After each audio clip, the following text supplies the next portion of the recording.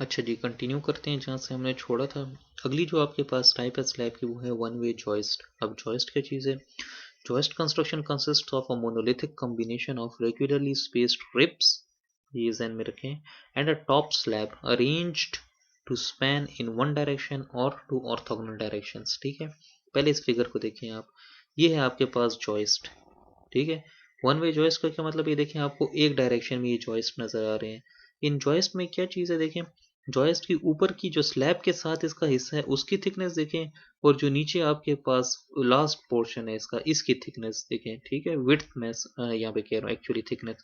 यहाँ पे विड्थ इसकी कम है, यहाँ पे विड्थ इसकी ज़्यादा है। ठीक है, और ये स्लैब के साथ मोनोलिथिकली कास्ट होती है। इन तमाम के तमाम जॉइस्ट या स्लैब्स या रिब्स के दरमियान इक्वल स्पेस होता है, इन सब की डायमेंशन सेम होती है। और ये देखें ये एक डायरेक्शन में आपके पास जा रही है।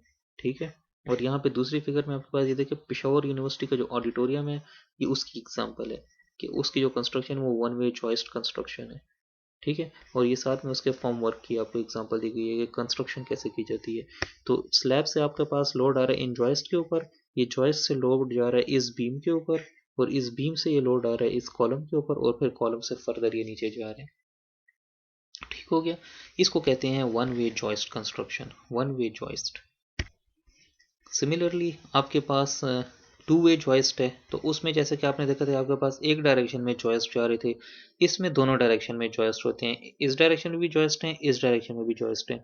तो वो दोनों डायरेक्शन में जॉइस्ट की वजह से देखिए आपके पास क्यूबिकल टाइप ऑफ चीज बन गई। ठीक है, जिसको आप वेफल स्लैब कहते हैं। ये देखिए यहाँ पे एक डायरेक्शन में भी आपके पास जॉइस्ट जा रहे हैं, और ये दूसरी डायरेक्शन में भी जॉइस्ट जा रहे हैं, तो वो सब एक दूसरे को इक्वल इंटरवल्स पे काट रहे हैं, और बड़े मजे की यहाँ पे क्यूबिकल अरेंजमेंट बन गई है। ठीक है, फिर आपके पास जिस जगह के ऊपर कॉलम होता है वहाँ पे आप कुछ हिस्से में जो है तो वही अरेंजमेंट, या तो आप एक बड़ी बीम प्रोवाइड करें, अगर बीम नहीं है दोनों तरफ जॉइस्ट हैं, तो फिर आप कुछ एक हिस्से को सॉलिड कर लेते हो ताकि वही पंचिंग वाला फिनोमिनन और कॉलम को एक प्रॉपर जगह मिले कि वो लोड कैरी कर सके। ठीक है, तो पहली थी वन वे जॉइस्ट, दूसरी है टू वे जॉइस्ट।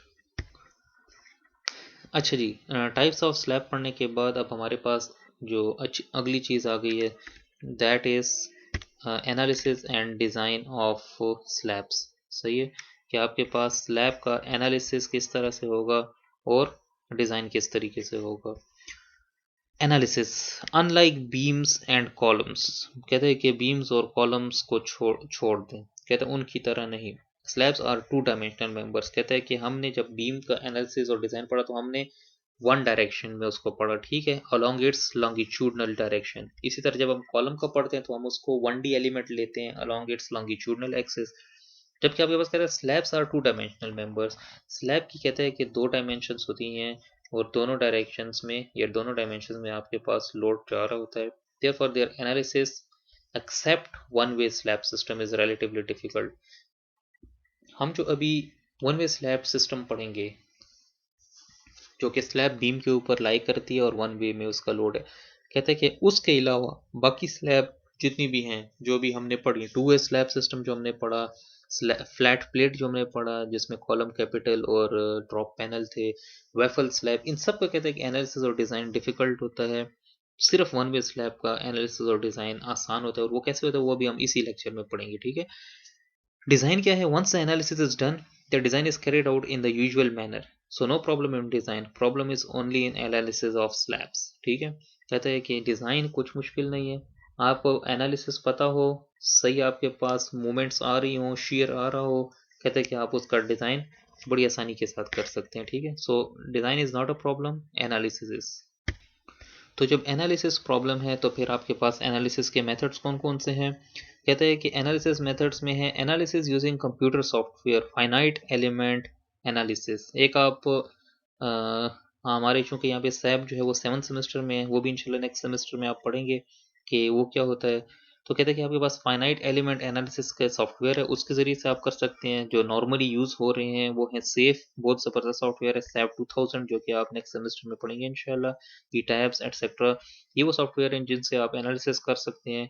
एसीआई के जो कुछ अप्रोक्सीमेट मेथड्स ऑफ एनालिसिस हैं, ठीक है, उनमें कौन सा है? स्ट्रिप मेथड जो कि सिर्फ वन वे स्लैब के लिए है, moment coefficient method for two way slabs, direct design method for two way slabs. तो ये वो मेथड्स हैं मैंने जब PRC2 लास्ट सेमेस्टर में पढ़ाई थी तो उसमें मैंने मोमेंट कोफिशिएंट मेथड और डायरेक्ट डिजाइन मेथड दोनों टू वे स्लैब्स के लिए उनको पढ़ाए थे। तो होपफुली आप लोग भी जब PRC2 में टू वे स्लैब का डिज़ाइन पढ़ेंगे तो आप उसमें ये चीज़ डिटेल में पढ़ेंगे। यहाँ पे हम इंशाल्लाह strip method for one way slab detail में पढ़ेंगे, ठीक है। अच्छा जी, तो वन वे स्लैब के ऊपर आ जाते हैं। कहते हैं कि डेफिनेशन क्या है वन वे स्लैब की। केस वन है कि slab supported on to opposing sides, ठीक है। ये देखिए जिस तरह हमने पहले स्लाइड में पढ़ा था कि आपके पास एक केस तो ये है कि आपके पास दूसरी डायरेक्शन में, इस डायरेक्शन में आपके पास स्लैब्स ही बीम्स ही नहीं है। तो कहते हैं इसमें तो जाहिर सी बात है कि आपके पास लोड सिर्फ इन्हीं दो बीम्स की तरफ आएगा, सही है।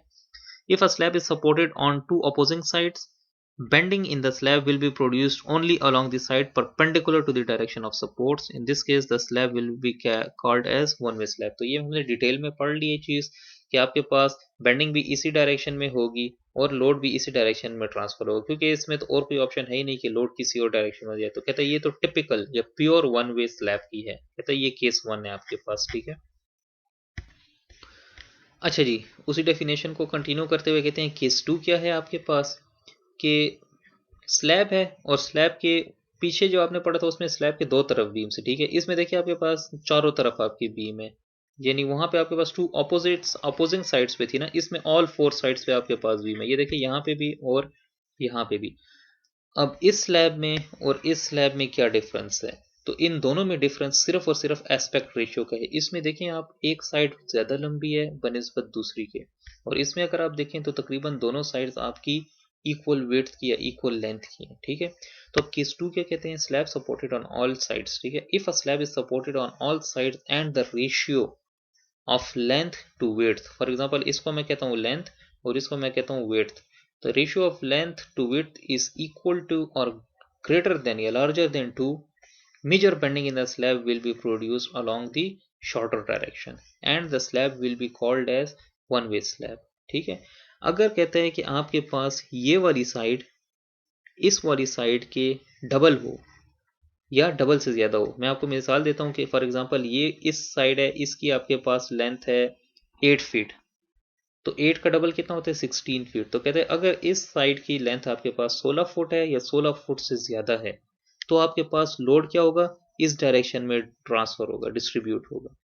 इस डायरेक्शन में आपके पास लोड बहुत कम डिस्ट्रीब्यूट होगा, जो सिर्फ इधर सपोर्ट के करीब होगा वो लोड होगा, ठीक है। बाकी सारी स्लैब का लोड इस बीम के ऊपर आएगा और इस बीम के ऊपर आएगा, सही है। इस डायरेक्शन में आपका लोड डिस्ट्रीब्यूट होता जाएगा सारे का सारा। क्या कहा यहाँ पे आप देखें अगर गौर से पढ़ें, major bending in the slab, तो आपके पास जो बेंडिंग होगी वो इस डायरेक्शन में आपकी होगी, ठीक है। इस डायरेक्शन में स्लैब का लोड डिस्ट्रीब्यूट नहीं होगा या बहुत कम होगा। तो ये है आपके पास वन वे स्लैब।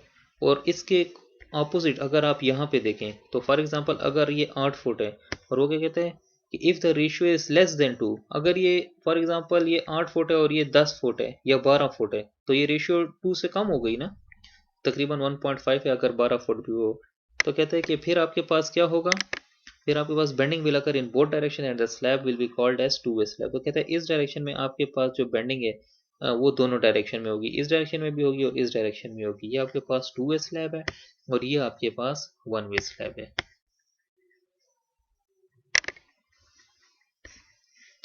कहते हैं reason for more demand, demand इस केस में हमारे पास जाहिर है मूवमेंट ही है, ठीक है, इन शॉर्ट डायरेक्शन। तो अभी जैसा कि मैंने आपको पीछे कहा कि आपके पास जो लोड है अगर वो रेशियो 2 से ज़्यादा है तो वो ऑलमोस्ट वन वे हुई होगा, ठीक है। बाकी दो स्लैब्स, बाकी दो बीम्स के ऊपर इतनी जो है तो वो ट्रांसफ़र नहीं होगा लोड। तो कहते हैं उसकी रीज़न क्या है, तो रीज़न ये है कि कहते हैं जैसे कि आपने स्ट्रक्चरल एनालिसिस वन में, आई होप आपने स्ट्रक्चरल एनालिसिस वन में डिफ्लेक्शन वगैरह पढ़ा होगा कि हम लोग बीम्स की डिफ्लेक्शंस फाइंड करते हैं, ठीक है। उन वहाँ पे आप जो डिफ्लेक्शन फाइंड करते हैं तो कहते हैं कि अगर मैं ये देखें ये स्लैब है, वही स्लैब है, ठीक है। इसकी एक डायरेक्शन ये है जिसको एल बी का नाम दिया है और एक डायरेक्शन ये है जिसको एल ए का नाम दिया हुआ है, सही है। ये आपको नज़र आ रहा होगा, चूँकि टेक्स्ट थोड़ा छोटा है मैं कोशिश करता हूँ इसको थोड़ा सा आपके लिए लार्ज करूँ।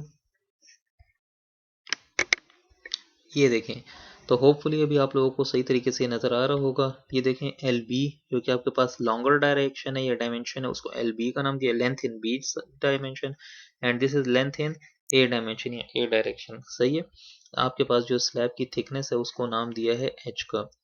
अब क्या कहते हैं, simple supports on all four है, जिस कहते हैं कि इधर भी आपके पास सपोर्ट है, इधर भी सपोर्ट है, इधर भी सपोर्ट है और इधर भी सपोर्ट है इस बीम के, सॉरी इस स्लैब के, ठीक है। चारों तरफ आपके बीम्स हैं।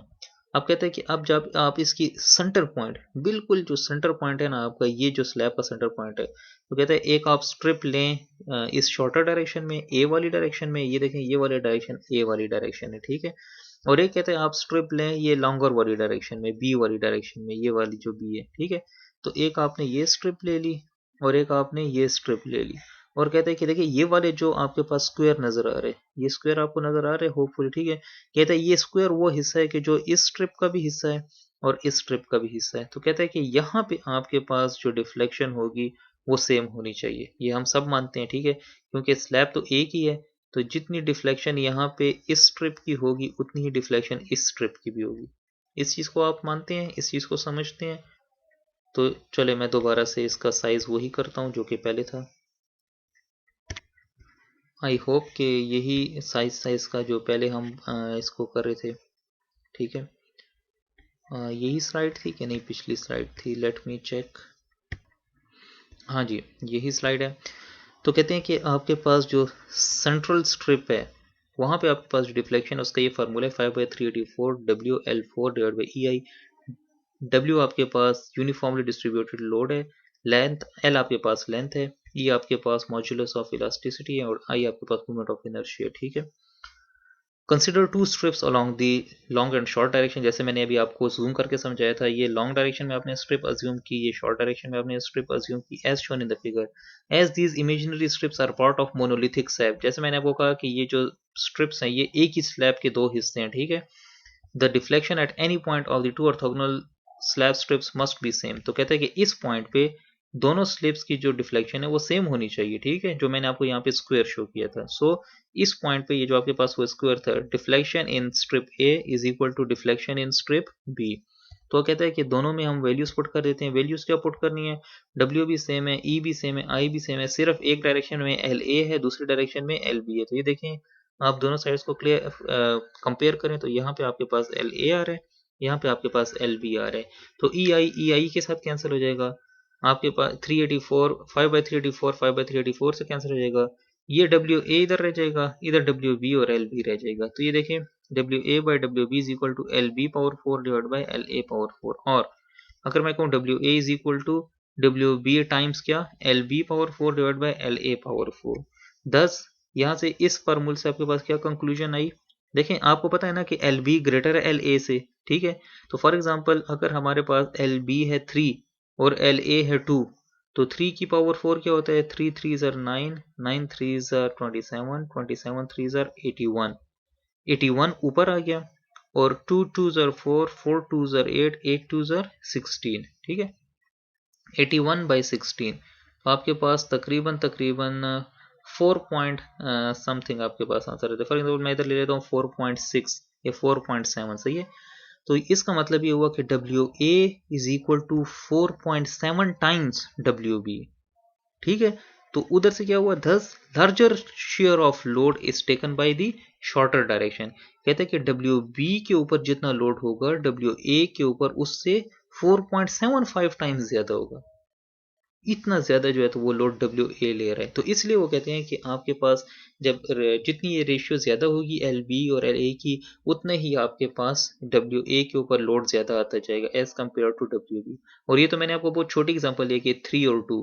अगर आप अज्यूम करें कि आपके पास एल बी है कितना, क्योंकि 3 और 2 का तो रेशियो बनता है 1.5। अगर आप इस तरह करें कि एक डायरेक्शन आपके पास है 20 और दूसरी डायरेक्शन है 10, तो 20 की पावर 4 और फिर 10 की पावर 4, तो फिर देखिए कितना बड़ा डिफरेंस आ जाता है, ठीक है।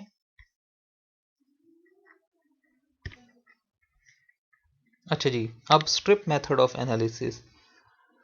वन वे को समझने के बाद अब आप ये समझ लें कि मैं आपको बहुत सिंपल सी चीज़ बताता हूँ कि वन वे स्लैब जो है ना, हम उसको डिज़ाइन करते हैं बीम की तरह, ठीक है।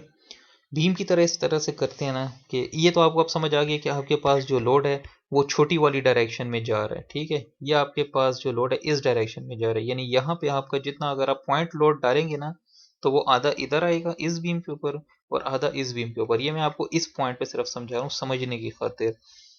आधा लोड एक डायरेक्शन में, आधा दूसरी डायरेक्शन में, शॉर्ट डायरेक्शन में, लॉन्ग डायरेक्शन में नहीं। ठीक है, तो शॉर्ट डायरेक्शन में आप एक स्ट्रिप ले लेते हैं। ये देखें, ये आपने एक स्ट्रिप ले ली और उस स्ट्रिप की विड्थ कितनी है, 12 इंच।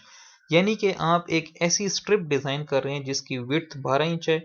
आप उसकी डेप्थ सेलेक्ट करेंगे और आप उसमें रीइंफोर्समेंट सेलेक्ट करेंगे और आप फिर क्या करेंगे, इस स्ट्रिप को पूरी स्लैब के ऊपर इंटीग्रेट कर देंगे। और यहाँ पे आप अजम्पशन ये करेंगे कि स्लैब के ऊपर, पूरी स्लैब के ऊपर जो लोड है वो यूनिफॉर्म है। ये नहीं है कि यहाँ पे कुछ और लोड है वहां पे कुछ और लोड है। ठीक है, वरना फिर ये चीज नहीं होगी। तो ये जो आपके पास स्लैब स्ट्रिप है, इसको आप इस पूरी स्लैब के ऊपर क्या कर देंगे, इंटीग्रेट कर देंगे और वो आपके पास फुल डिजाइन हो जाएगा। For the purpose of analysis and design, a unit strip of one-way slab cut out at right angles to the supporting beams। ठीक है, ये देखें, ये आपके पास बीम्स हैं और इन बीम्स के बिल्कुल परपेंडिकुलरली आपने एक स्ट्रिप ली हुई है और इस स्ट्रिप को जो है तो आपने अज्यूम कर लिया है। आप इस स्ट्रिप को डिजाइन करेंगे और फिर आप इंटीग्रेट कर देंगे कि जितनी रीइंफोर्समेंट इस स्ट्रिप में आ रही है वही मैं पूरी स्लैब में प्रोवाइड कर दूंगा। ठीक है, वो कैसे, हम आगे अब इसको फर्दर तफसील में पढ़ेंगे। May be considered as a rectangular beam of unit width. ठीक है, तो कहते हैं कि आप इस स्ट्रिप को as a rectangular beam consider कर सकते हैं। रेक्टेंगुलर बीम में क्या होता है, उसकी एक खास डेप्थ होती है, एक खास विड्थ होती है और एक खास लेंथ होती है। तो यहाँ पे देखें, इसकी लेंथ, इसकी शॉर्टर साइड वाली लेंथ है, इसकी जो विड्थ है वो आपने फिक्स कर दी है 12 इंच।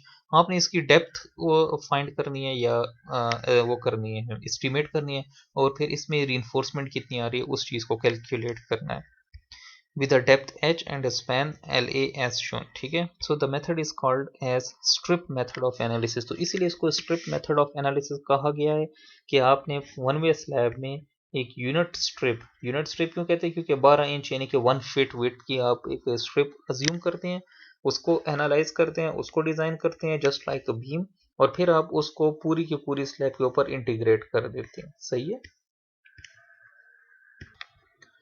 तो फर्दर इसको देखते हैं कि स्ट्रिप मेथड ऑफ एनालिसिस में वो क्या कहते हैं। The strip method of analysis and design of slabs having bending in one direction is applicable only when. अभी आपके पास तीन मेन अजम्पशंस हैं। ठीक है, slab is supported on only two sides on stiff beams और वॉल्स। तो कहते हैं कि या तो आपके पास ये हो कि वन वे स्लैब है और स्लैब सपोर्ट हो रही हो सिर्फ दो साइड्स पे, दो साइड्स पे आपके पास या तो स्टिफ बीम्स हैं। स्टिफ बीम्स का मतलब है कि स्लैब की निस्बत उन बीम्स की स्टिफनेस ज्यादा हो, आई उसका ज्यादा मोमेंट ऑफ इनर्शिया, और आई कैसे ज्यादा होता है, डेप्थ ज्यादा होने से। ठीक है, या आपके पास दीवार के ऊपर दो साइड पे दीवार हो। ठीक है, एक तो ये आपके पास केस है। दूसरा केस है slab is supported on all sides on stiff beams और walls with ratio of larger to smaller side greater than 2। तो आपको याद होगा हमने इसको केस 1 का नाम दिया था, इसको केस 2 का नाम दिया था। Note, not applicable to flat slabs etcetera even if bending is primarily in one direction.